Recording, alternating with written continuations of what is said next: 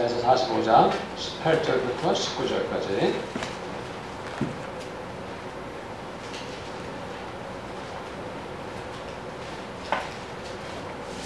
이사야서 45장 18절, 19절 두 구절입니다.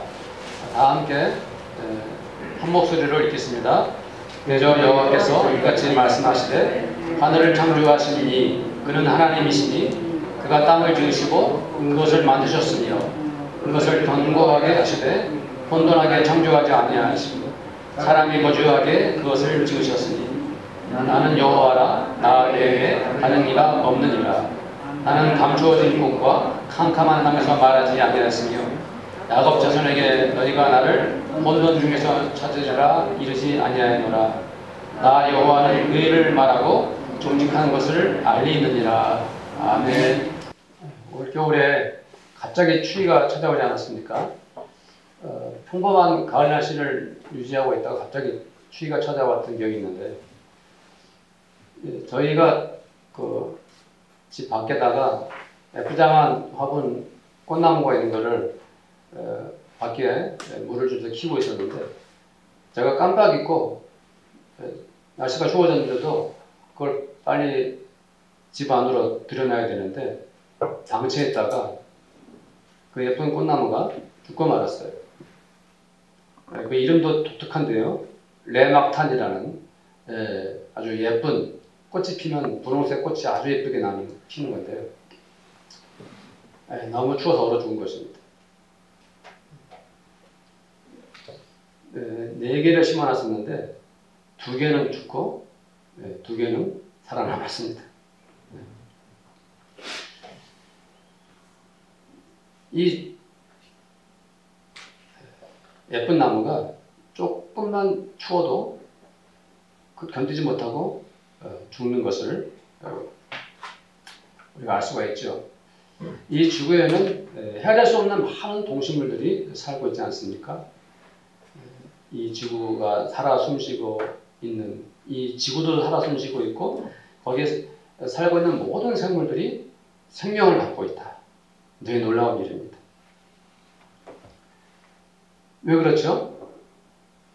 인류가 과학 문명을 발전시켜가지고 최선을 다해서 지구와 비슷한 별을 찾아보려고 해도 이 지구처럼 생물을 가진 별을 찾지를 못했습니다.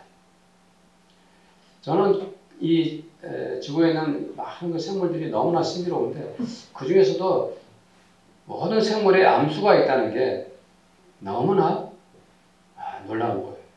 그것은 일종의 기적입니다. 모든 동물들이 암수가 있고요. 그리고 심지어 꽃도 식물들도 암수를 통해서 번식을 하지 않습니까? 그런데 그게 어떻게 그렇게 완벽한 그런 동식물의 그 모습을 생명체를 이루어서 계속 번식하는지 정말 신비롭습니다. 이렇게 모든 생물들이 완벽하게 살아갈 수 있도록 그 모든 생물들의 그 생명을 만드신 분이 누구십니까? 하나님이십니다. 창조주 하나님이 그렇게 이 세상의 모든 생물들을 만들어내신 것입니다. 이 지구가 태양을 기준으로 해가지고 23.5도 정도 기울어져 있는데 그것 때문에 이 사계절이 바뀌지 않습니까? 그래서 여름이면 해가 좀 더 가까이 오기 때문에 더워지고 겨울이 되면 그 각도 때문에 멀어져가지고 겨울은 추워지고 이 사계절의 변화가 지구가 하필 그렇게 기울어져가지고 있다는 말이죠. 우주 속에. 신기하지 않습니까? 지구에는 오존층이라는 것이 우리가 아다시피 있습니다. 오존층이라는 게 고도 약 25 내지 30km에 집중되어 있다고 하는데요. 이게 이제 산소의 원자가 3가지로 구분되어 있다고 과학적으로 말하는데 이 오존층이 지구를 둘러싸고 있으면서 태양계에서 계속 방출하는 해로운 자외선을 흡수를 해버려요. 그래서 이 태양에서 날아오는 그 해로운 자외선을 오존층에서 다 막아낸다 이 말이죠. 또 거꾸로 이 태양에서 이제 빛이 비추면 이 지구의 지표면에 이제 복사 에너지가 생기는데요. 그 뜨거운 열기를 오존층이 또 거기서 다 막아줘요. 그래서 이 지표면의 그 열기를 가열시키는 그 열기를 보존해 주는 거죠. 그러니까 이것도 굉장히 신비롭지 않습니까? 이 오존층만 없었어도 이 지구상에 생물들이 살아갈 수가 없다는 거죠.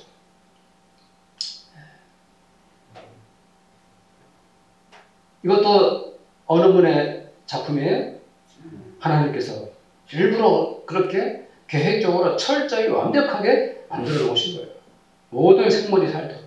조금만 추워도 얼어 죽고, 조금만 뜨거워도 타 죽고. 이럴 수밖에 없는 것이 이 자연의 세계입니다. 그래서 이 지구 말고는 다른 별들은 모두가 생물이 없어요. 왜요? 완벽한 조건으로 살아갈 수 있는 환경이 조성되지 않기 때문에 하나님께서 이렇게 숨쉬는 공기, 물, 바다, 강, 식물, 광물 모든 것들을 완벽하게 하나님께서 창조해 내셨어요. 그래서 우리가 살아있고 이 지구가 살아 숨쉬는 것입니다. 하나님께서 이렇게 완벽하게 만들지 않으셨다면 이 세상 만물이 생명체로 존재할 수가 없죠. 그래서 우리가 지금 누리고 있는 이 삶 자체가 하나님이 만들어진 창조의 기적의 연속이라는 것을 믿으시기를 바랍니다. 오늘 말씀 제목이 뭐죠? 첫 번째 믿음. 우리가 가져야 할 첫 번째 믿음이 바로 무엇이냐? 하나님께서 창조주 하나님이시라는 것을 믿는 거예요. 하나님이 이 세상을 창조하셨다, 만드셨다 하는 그 믿음을 갖는 것이 우리 그리스도인들의 첫 번째 믿음이 되어야 하는 것입니다. 우리 믿음의 가장 우선순위, 최고의 우선순위에 두어야 될 것이 무엇입니까? 하나님은 창조주 하나님이시다. 전능하신 하나님이시다. 하는 이 믿음이 가장 중요한 믿음입니다. 18절 말씀 우리가 읽었는데요. 다시 한번 읽어봅시다. 18절 처음부터까지 18절 말씀 시작. 대저 여호와께서 이같이 말씀하시되 하늘을 창조하신 이니 그는 하나님이시니 그가 땅을 지으시고 그것을 만드셨으며 그것을 견고하게 하시되 혼돈하게 창조하지 아니하시고 사람이 거주하게 그것을 지으셨으니 나는 여호와라 나 외에 다른 이가 없느니라. 하나님께서 이 세상을 만드셨는데 불완전하게 만드셔가지고 세상이 혼돈스럽다 그러면 어떤 일이 일어나겠습니까? 아니 우리가 매일 보는 텔레비전이 잘 보다가 어느 날 갑자기 뻥 터질 수도 있는 결함이 있다 하면 성도님들 그 TV 사서 보시겠습니까? 모든 것을 감수하고 뻥 터지다 보겠다는 분 계십니까? 그럴 수 없죠. 무섭죠. 두렵죠. 우리가 늘 타는 자동차가 잘 달리다가 갑자기 어느 순간에 예고 없이 엔진이 펑 터져서 불이 난다. 그런 결함이 있다. 그러면 성도님들 어떻게 자동차 운전할 수 있겠습니까? 말도 안 되죠. 얼마나 무섭겠습니까? 그러죠? 두렵죠. 만들어진 것이 어떤 것이든지 간에 불완전하면 두려운 것이에요. 그리고 혼란이 일어나는 것이고요. 그런데 하나님이 이 세상을 만드실 때 이 세상을 혼란스럽게 혼돈 가운데 만드시지 아니하시고요. 완벽하게 만드셨어요. 사람들과 온갖 생물들이 이 땅에서 뭐 하도록 만드셨습니까? 거주하도록 만드셨다. 오늘 말씀하고 있어요. 하나님은 모든 세상을 완벽하고 가장 아름답게 조화롭게 창조를 하셨어요. 그래서 하나님의 이 창조의 작품은 완벽하고 가장 아름다운 것이에요. 어떤 하나님이십니까? 전능하신 하나님이십니다. 이게 창조의 원리가 있습니다. 그래서 하나님께서 이 말씀으로 하루하루 모든 생물들을 만드시고 난 다음에 하신 말씀이 있죠. 뭐라고 말씀하셨죠? 하나님 보시기에 좋았더라. 하나님 보시기에 좋았더라고 하신 이 말씀은 단순히 하나님 만드신 결과물, 피조물들이 참 좋았다. 이 말씀의 의미도 있지만 그 이상의 의미가 있는 거예요. 하나님께서 다 만들어 놓으시고 너무 흡족하신 거예요. 기분이 너무 좋아요. 왜 그런 하나님의 마음이 거기에 표현됐을까요? 앞으로 하나님 만들어 놓으신 이 피조물들이 서로 조화를 이루고 아름답고 정말 사랑스럽게 이 지구상에서 살아갈 것을 생각하니까 하나님께서 마음이 흡족하시고 기분이 좋으셨던 거예요. 하나님은 하나님의 계획과 상상 속에 이 피조물들을 만들어 놓고 이 땅에, 이 지구상에 그 모든 피조물들이 서로 조화를 이루고 서로 사랑스럽게 아름답게 이 세상에서 존재하기를 간절히 원하셨던 것이고 그런 마음으로 그 말씀을 하신 거예요. 하나님 보시기에 좋았더라. 그래서 우리 인간은 하나님의 무엇으로 만들어졌죠? 하나님의 형상대로. 하나님의 형상이라는 하나님의 성품이라는 뜻이죠. 그 하나님의 성품 중에 아름다운 성품들이 너무 많지만 인간들은 하나님의 성품을 닮아서 서로 사랑하게 됐죠. 그래서 남자와 여자를 만드시고 서로 사랑해서 가정을 이루고 자녀를 낳고 번성하도록 하나님께서 축복하셨고 뿐만 아니라 다른 모든 생물들도 그렇게 자라고 번성하게 했어요. 그 암컷과 수컷을 다 만들어 놓으시고 그렇게 자연스럽게 번성하도록 하나님께서 다 만들어 놓으십니다. 그런데 이 세상에는요, 이렇게 하나님이 창조주 하나님이라고 믿는 우리 그리스도인들이 있는가 하면 또 많은 사람들이 하나님이 창조주 하나님이라고 믿지 않는 사람들이 많죠. 하나님이 세상을 만들었다고 믿지 않고 그냥 우연히 만들어졌다라고 생각하는 사람들이 많죠. 그런 사람들의 주장은 뭐냐면은 수십억 년 세월이 흐르면서 우연히 그런 것들이 다 만들어진 것이지 신이 창조했겠느냐라고 주장하는 사람들입니다. 그런데 우리가 상상해보면 그 사람들이 주장하는 것을 상상해보면은 처음엔 세상이 다 못으로만 돼 있어요. 생물이 있어요? 없어요? 없죠? 그냥 물질로만 있잖아요. 그 물은 어디서 나왔다고들 과학자들이 설명을 하는데 그거 다 상상해서 나온 말들이거든요. 그 물속에서 뭐 미생물이 자라가지고 뭐 어떻게 해가지고 온 세상에 이런 동식물들이 다 생겨났다고 얘기하는 거예요.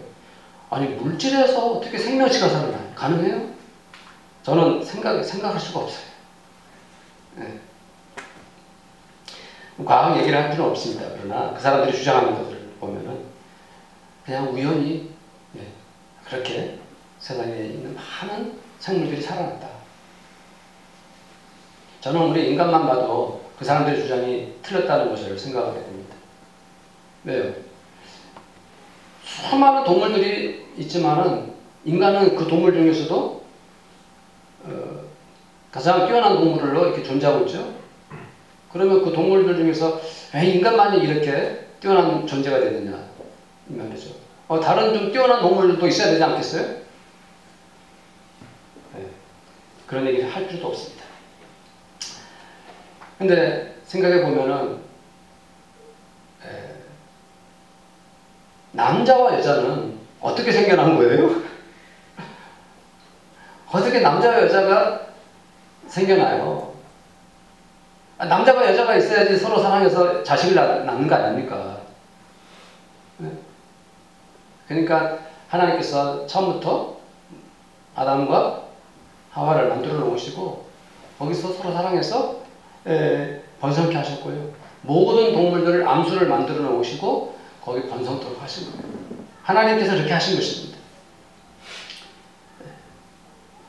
그래서 우리가 창조주 하나님께서 이 모든 생물들과 인간들과 지구상에 있는 모든 살아있는 것들이 조화롭고 아름답게 살아갈 수 있도록 하나님이 창조하셨어요. 이 하나님께서 이렇게 창조하셨다는 것을 믿는 신앙, 이 믿음이 가장 중요한 믿음, 첫 번째 믿음이다. 이 말씀을 드리는 것입니다. 시편 121편 1절 2절 말씀을 보면 이 말씀이 있어요. 내가 산을 향하여 눈을 들리라. 나의 도움이 어디서 올까? 나의 도움은 천지를 지으신 여호와에게서로다. 이 시인이 산을 바라보고 있어요. 하나님이 만드신 자연과 산을 바라보면서 고백을 하는 말이죠. 나의 도움이 어디서 올까? 이 시편 121편 전체를 이제 아시고 또 우리가 자주 읽었던 묵상했던 말씀이긴 하지만 이 시인이 어떤 인생을 살았을지 우리가 생각해 보면은 얼마나 많은 사연들이 있었겠습니까? 때로는 행복하고 좋은 날도 있었겠지만 어느 순간은 힘들고 고통스러운 날도 있었겠죠. 자기 힘으로 안 될 때, 아무리 노력해도 아무런 해결이 안 될 때도 있었겠죠. 이 시인이 자기도 모르게 한숨을 쉬면서 나의 도움이 어디서 올까 하고 고백했을지 모를 일입니다. 그런데 그 고백을 하는 순간 멀리 무엇이 보입니까? 산이 보입니다. 그리고 산 위에는 하늘이 펼쳐집니다.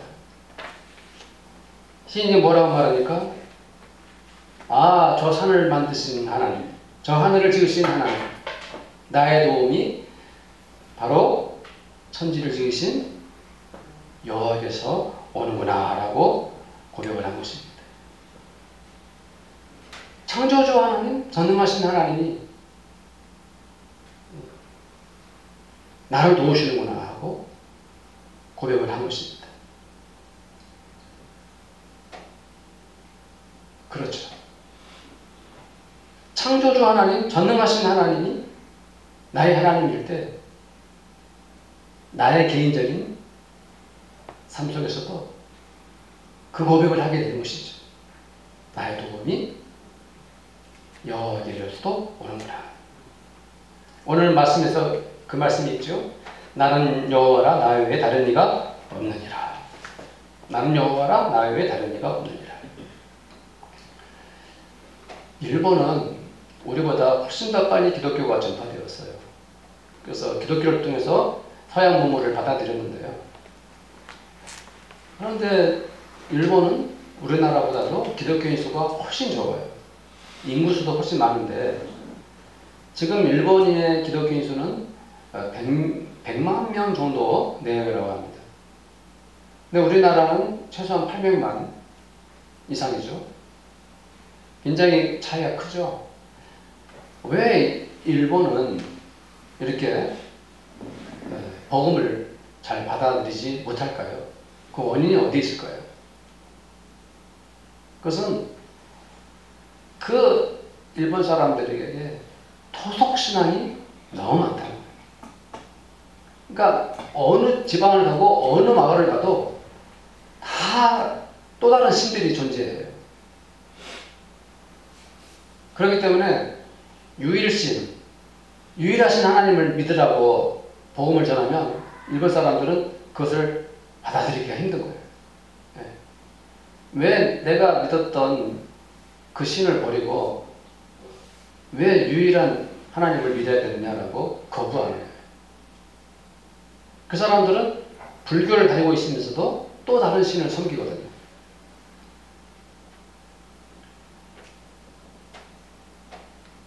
우리가 이렇게 하나님을 믿고 있다는 것, 우리가 하나님을 믿게 되었다는 것이 얼마나 감사하고 그것이 얼마나 놀라운 기적입니까? 신을 섬기지 않고 혹은 무신론자가 되어서 살아가지 않고 전능하신 하나님, 창조주 하나님을 지금 내가 믿고 있다는 것, 그 자체가 너무도 놀라운 일이고요. 너무 감사한 일이죠. 제가 어렸을 때 저희 부모님들이 전능하신 분이라고 생각했던 것 같아요. 분명히 그랬던 것 같아요. 제 마음에는 오직 저희 부모님들만 계셨습니다. 이 세상에 수많은 다른 부모님들이 많지만 저는 다른 부모의 품에 결코 안기지 않았습니다. 어린 저의 마음에 다른 어떤 부모의 손을 잡을 수가 없었죠. 오직 우리 부모님의 손을 잡고 자랐습니다. 제가 어렸을 때 6학년 때 친구가 놀러 가자고 자기 집을 날 데려갔는데요. 화장실이 신기하게 생긴 거예요. 하얀 무슨 이렇게 생긴 화장실이 있더라고요. 이게 뭐야? 이게 화장실이야. 그거 너 이거 올리고 싸야 돼. 똥 쌀 때는 이거 내리고 싸고 가르쳐 준 거예요. 제가 그때 처음 그 양변기를 봤어요. 근데 저희 집은 그 당시 6학년 때 중량교 판자촌에 살았거든요. 판자촌. 공중 화장실에서 저쪽 중량천을 바라보고 날 했었던 기억이 나요.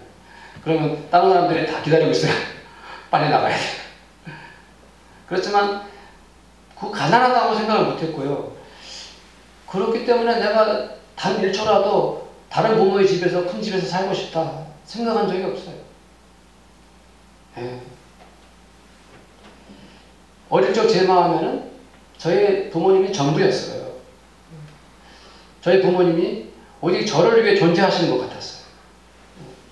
부모님만이 저를 영원히 지켜주실 거라 생각했어요. 어릴 때 제 마음이었죠. 누가복음 18장 15절 17절에 보면은 주님께서 제자들과 우리에게 하신 말씀이 있지 않습니까? 사람들이 어린아이를 막 데려왔어요. 어린아이를 데려와가지고 주님 좀 만져주세요 라고 이렇게 한 거예요. 그러니까 제자들이 뭐 막 꾸짖었지 않습니까? 그렇죠? 그때 예수님께서 아이를 불러서 가까이 오게 하십니다. 그러면서 아이들이 내게 오는 것을 용납하고 금하지 말아라. 하나님 나라가 이런 자의 것이다 라고 말씀하시면서 중요한 말씀을 하셨죠. 내가 진실로 진실로 너에게 이르노니 누구든지 하나님의 나라를 어린아이와 같이 받아들이지 않는 자는 결단코 거기 들어가지 못하리라.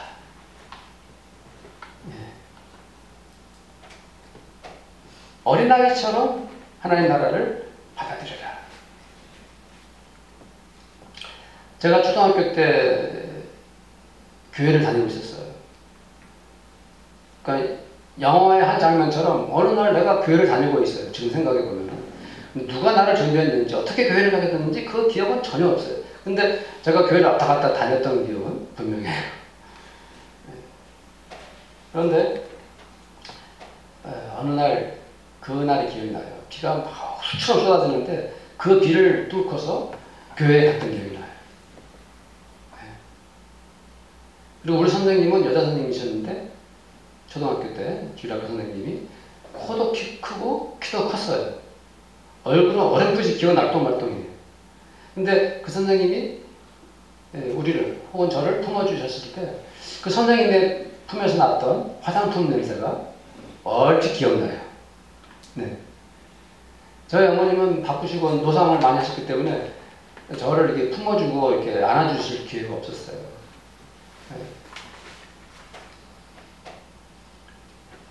그럴 때 그 교회에서 선생님들이 가르쳐 주셨던 말씀과 전사님 전했던 말씀이 정말 하나도 빠짐이 없이 그대로 다 믿어졌어요. 그 복음이 내 마음에 그냥 다 수용되었어요. 그 말씀이 어릴 때 들었던 그 복음이 제 마음밭에 아주 견고히 심어졌어요. 눈금만큼도 어떤 말씀도 의심하지 않았어요. 다 믿을 수 있었어요. 6학년 때 성경 완성대회를 하자고 이제 해서 마태복음 5장부터 마지막까지 외울 수 있는 데까지 외워라고 해주고 제가 가끔씩 간증했는데요. 한 달에 2달 동안 열심히 외웠어요. 마태복음 5장을 통째로 다 외웠고요. 마태복음 6장 넘어까지 좀 외웠던 기억이 나요. 나중에 알고 보니까 그게 예수님께서 말씀하신 복음 산상수훈의 말씀이더라고요. 우리 교회 이름이 뭐예요? 뒷가서문의 교회. 제가 지은 것이 아니고요. 처음 교회 열었을 때 성도님들에게 다 같이 응모를 시켰어요. 저도 하나 했는데 접근 떨어지고 어떤 자매가 뒷가서문의 교회를 정하자 해가지고 됐어요. 이준정 목사님 기억나시죠? 네. 네. 어릴 때 믿음은 너무 순수한 거예요. 다 믿어지고 다 은혜이고 다 복음이에요. 우리 모두에게도 이 어린아이 같은 순수한 믿음이 간절한 것입니다. 그것은 바로 하나님께서 이 세상을 만드셨다는 그 위대한 믿음, 가장 순수하고 가장 진실한 믿음, 하나님이 창조주 하나님이시고 하나님이 전능하신 하나님이라고 단순하고 확실하게 믿는 그 믿음, 그 믿음이 뭡니까? 첫 번째 믿음이 되어야 되는 거예요. 우리 신앙생활에 가장 소중하고 가장 거룩하고 가장 은혜로운 믿음이 되어야 되는 겁니다. 이 위대한 믿음만 있다면 아무것도 두렵지 않고요. 이 첫 번째 믿음만 가지고 있다면 우리는 충분합니다. 하나님을 믿는 사람들 중에 어떤 사람들은 남들보다 더 높은 자리에 올라갈 수도 있고요. 어떤 분들은 여전히 상대적으로 더 낮은 자리에서 힘들게 살아갈 수도 있습니다. 신앙생활을 하다 보면 어떤 분들은 더 많은 성공을 거둔 분들도 계시고 어떤 분들은 아직도 힘들고 어려운 날들을 보낼 수도 있습니다. 그러나 우리가 하나님을 믿는 그 믿음 속에서 우리 주 하나님은 창조주 하나님이시고 우리 하나님은 전능하신 하나님이라는 그 믿음만 가지고 있다면 그 어떤 것들도 우리들에게 문제가 되지 않습니다. 힘들고 어려워도 만족하고 잘 되어도 우리에게서 가장 소중한 믿음, 첫 번째 믿음은 하나님은 창조주 하나님이시고 전능하신 하나님이라는 그 믿음을 가지고 계신 성도님들이 되시기를 축복합니다. 아멘. 나 여호와는 의를 말하고 정직한 것을 알리느니라. 오늘 말씀이 있는 것이죠? 네, 오늘 말씀입니다. 나 여호와는 의를 말하고 정직한 것을 알리느니라. 간혹 이런 뉴스를 우리가 접할 때가 있죠. 과거에 억울하게 재판을 받고 억울하게 교도소 생활을 마치고 나서 재심을 해서 죄 없다는 판결을 받은 사람들이 있습니다. 어떤 분들은 뭐 국가를 상대로 배상을 하기도 하는데 가장 대표적인 예가 화성 연쇄 살인 사건, 이춘재 사건 아닙니까? 그 당시에 그를 수사했던 경찰관이나 검찰들, 그리고 재판 과정에서 그를 재판했던 사람들, 순전히 그 사람의 증언에 의해서 재판을 했는데 이 증거가 없음에도 불구하고 억울한 재판을 받고 억울한 인생을 사는 것이죠. 이제 이춘재 이 사람이 고백하지 않았다면 평생 그렇게 억울하게 살았을 것 아닙니까?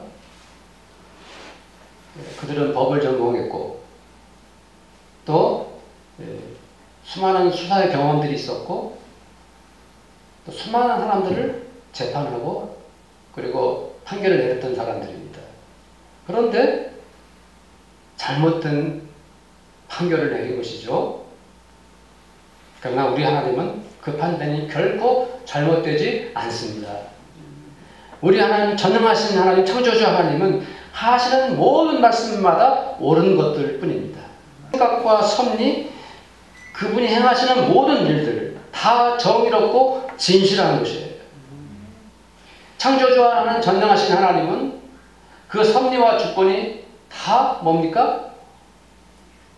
정직하고 옳으시며 결코 잘못되지 않고 틀리지 않습니다. 나 여호와는 의를 말하고 정직한 것을 알리느니라. 시편 119편 137절, 138절 말씀이에요. 여호와여 주는 의로우시고 주의 판단은 옳으니이다. 주께서 명령하신 증거들은 의롭고 지극히 성실하나이다. 얼마나 은혜로운 말씀입니까? 사랑하는 성도님들, 우리가 믿음을 말할 때 그 믿음이 왜 소중합니까? 내가 하나님을 믿어서 나의 문제가 해결될 수 있기 때문에 저는 믿습니다. 이렇게 말할 수 있죠. 혹은 어떤 성도님은 내가 하나님을 믿어서 구원을 받았기 때문에 내 믿음이 소중합니다라고 말할 수 있습니다. 어떤 성도님들은 내가 하나님을 믿음으로 내 마음에 평화가 찾아왔거든요. 그래서 믿음이 너무 소중해요 라고 말할 수 있습니다. 때로는 하나님께서 나와 우리 가족들에게 풍성한 복을 주셔서 저는 하나님을 믿습니다 라고 말할 수 있죠. 우리가 믿음의 방법과 표현은 너무 많고 다 하나님이 다 그것을 기뻐하시고 하나님께서 축복하시는 그러한 고백들입니다. 그러나 그 어떤 신앙 고백, 믿음의 이유보다도 우리들이 첫 번째 가지고 있어야 할 그 첫 번째 믿음이 바로 하나님은 창조주 하나님이시라는 것, 하나님은 전능하신 하나님이시라는 것, 이 믿음이, 이 신앙이, 이 고백이 우리의 첫 번째 믿음이 되어야 된다는 것을, 첫 번째 신앙이 되어야 된다는 것을 성도님들 믿으시기를 간절히 축복합니다. 그래서 제가 성도님들에게 오늘 말씀 제목을 첫 번째 믿음이라고 정한 겁니다. 역대상 29장 11절에서부터 13절 말씀입니다. 찾을 수 있으면 찾으면 좋겠어요. 왜냐하면 좀 길기도 하고 너무 은혜로운 말씀이지만 조금 표현들이 어려워요. 역대상 29장 11절 13절 말씀을 읽고 함께 기도하도록 하겠습니다. 제가 읽어드리겠고 다른 성도님들은 눈으로 보시기 바랍니다. 역대상 29장 11절부터 13절. 여호와여, 위대하심과 권능과 영광과 승리와 위엄이 다 주께 속하였사오니 천지에 있는 것이 다 주의 것이로소이다. 여호와여, 주권도 주께 속하였사오니 주는 높으사 만물의 머리이심이니이다. 부와 귀가 주께로 말미암고 또 주는 만물의 주제가 되사 손에 권세와 능력이 있사오니 모든 사람을 크게 하심과 강하게 하심이 주의 손에 있나이다. 우리 하나님이여, 이제 우리가 주께 감사하며 주의 영화로운 이름을 찬양하나이다. 이러한 믿음과 신앙으로 창조주 하나님만을 경배하고 전능하신 하나님께만 경배하는 성도님들 되시기를 간절히 축복합니다. 우리 성도님들 합심해서 한번 기도하겠습니다. 우리의 첫 번째 믿음, 창조주 하나님만을 높이며 경배하게 하소서. 우리의 첫 번째 신앙, 모든 주권과 능력을 홀로 바친 하나님께만 감사하며 영광을 돌리게 하소서라고 우리 합심하여 기도하겠습니다. 하나님 아버지 감사합니다.